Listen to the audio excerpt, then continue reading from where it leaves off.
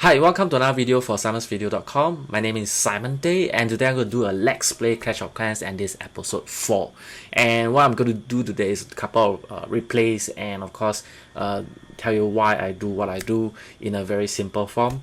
And of course, when you first go in, you have to chat with your friends in clans. I'm very inactive recently because I got something on.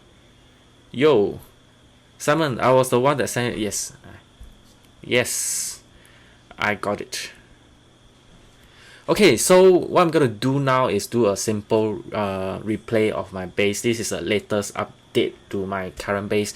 I've changed some of the walls to the side to have a double layer slightly spread apart so that the wall breakers does not actually break through at one single explosion, because the wall breakers have this what I call it, the splash damage that will break two walls at once, as being shown in the Flammy's video on the wall breakers AI. So in this case, I just split it up to have a small gap so that I can actually put some traps in. Right, so let's do a replace.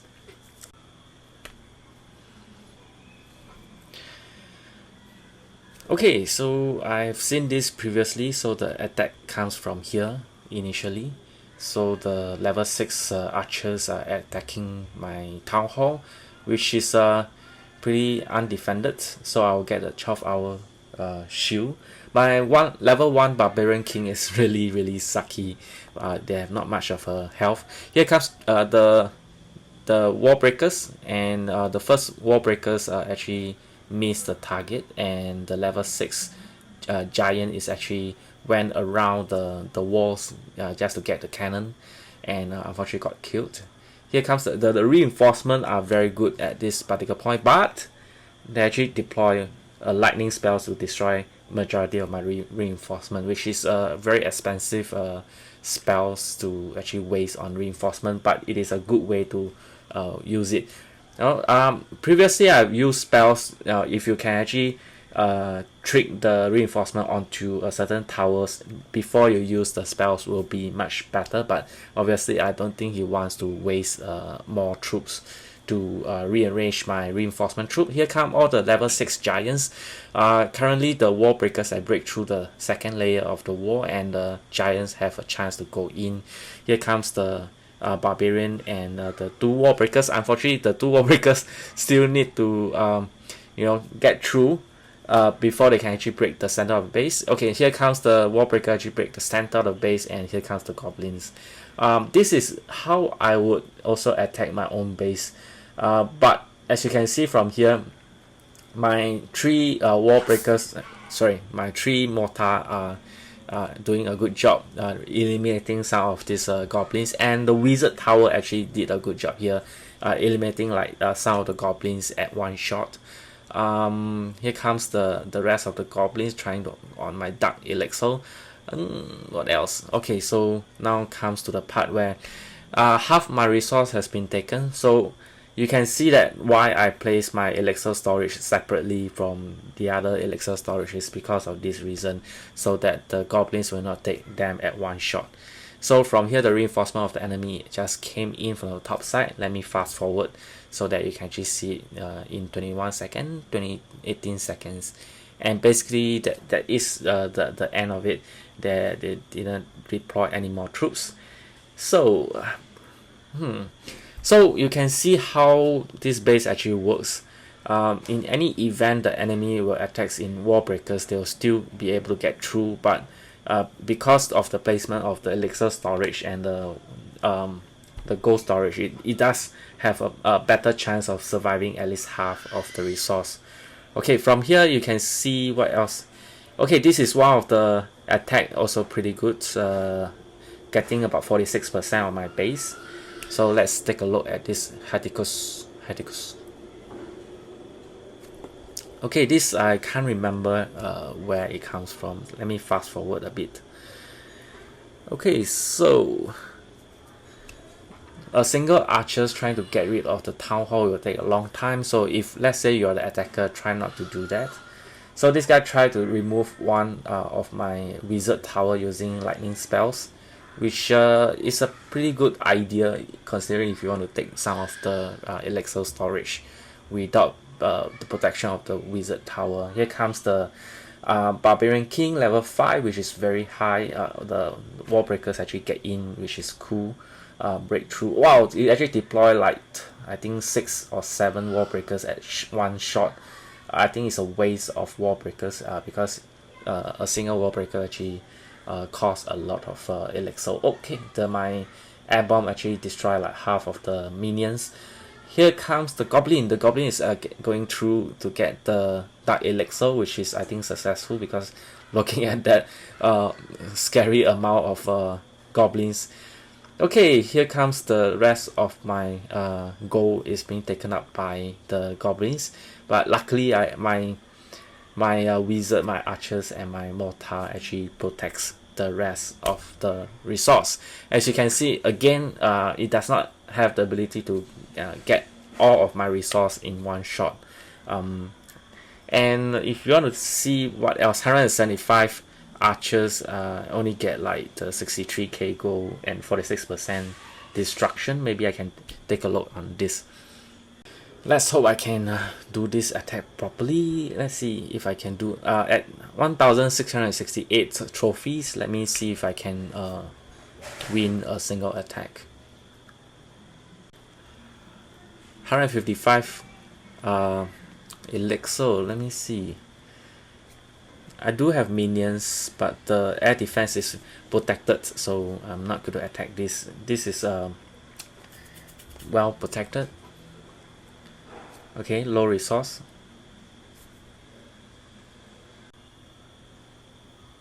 Alright.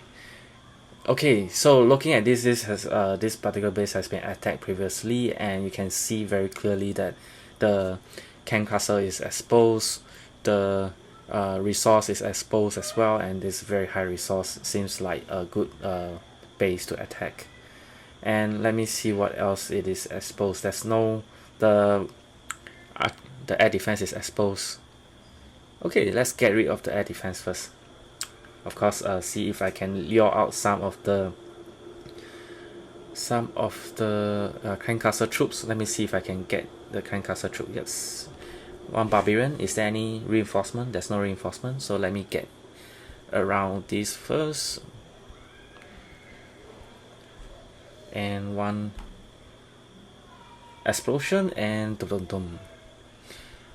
Barbarian Archer Goblin, Barbarian Archer Goblin. And the first air defense is down. Let me get rid of the second air defense. Barbarian Archers and the Wall Breakers.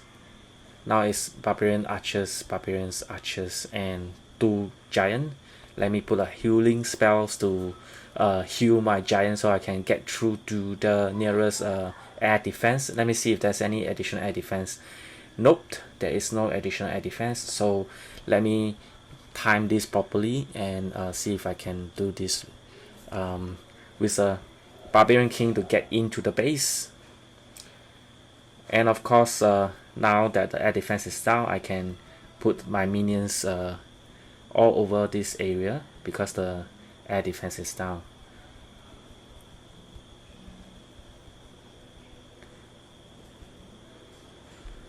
Okay, here come my wall breakers, break that area of the base, and here comes my goblins to get through the center of the base, and additional 2 more minions at the bottom, and some more goblins to get the elixir storage, and 1 single rage spells to get the elixir storage.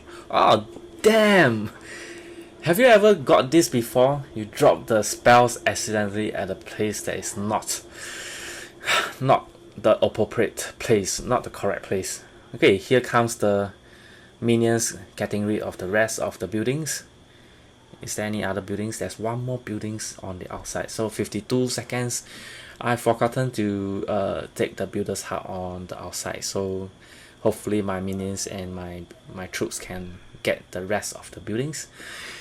Last building at builder hut is a perfect attack. Alright, so it's 142k gold and 226k elixir.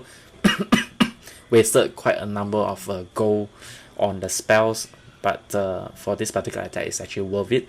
Just one single rage spell is placed at the wrong place.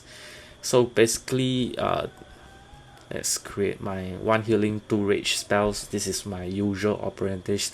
A lot of people actually ask me how I queue up my my troops. So normally what I do is I do a double wall breakers and cancel the barbarians, and queue up the rest with barbarians.